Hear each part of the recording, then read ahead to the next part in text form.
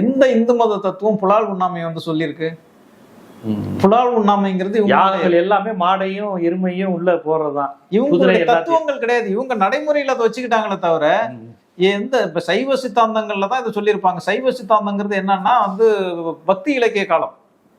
பக்தி இலக்கிய காலத்துக்கு முந்தைய வந்து இவங்களுக்குன்னு இன்னும் சொல்ல போனா தமிழர்களுக்குன்னு வேதமே கிடையாது. எது வேதம்னு சொல்றீங்க தமிழர்களுக்கு? இந்துக்களுக்கு வேதம் சொன்னா ரிக்வேஜ சாமதரம். தமிழ் இந்த தேசிய இனத்துக்கு என்று ஒரு வேதம் கிடையாது, வேதம் கிடையாது. அப்ப அதுக்காக வேண்டிதான் அவங்க வந்து திருக்குறளை எடுத்துக்கிட்டு தமிழ் வேதம்னு அவங்க சொல்லி தமிழ் மறை அப்படின்னு இவங்க சொல்லிக்கிட்டு இருக்காங்க. அது வந்து சொல்லிக்கிறதான திருவள்ளுவர் அந்த பெரியாரே வேற இல்ல. நீங்க திருவள்ளுவர் மட்டும் கொண்டாடுங்க, நம்ம கொண்டாடுவதற்கு ஒரு 90 விழுக்காடு திருவள்ளுவர்ட்டியும் அவர் எதுவும் இல்லாத போது எம்டிஆர் இருக்கும் போது ஏதாவது ஒன்று எடுத்துக்க அப்படிங்கிறது தான். பெண்ணடிமைத்தனம் போன்ற சில குரல் இருக்கு, அதை விட்டாலுமே திருவள்ளுவர் வந்து சிறந்தவர் தான் அப்படின்னு பெரியார். அது தெய்வம் தொழால் தொழணும் பெரியார் உடன்படல. ஆக எல்லாத்துலயும் வந்து அதாவது நம்ம எடுத்துக்கிறதுல வந்து மேக்சிமம் நமக்கு சாட்டிஸ்ஃபேக்ஷனா இருக்கிற ஒரு விஷயத்தை நம்ம எடுத்துக்கிறோம்.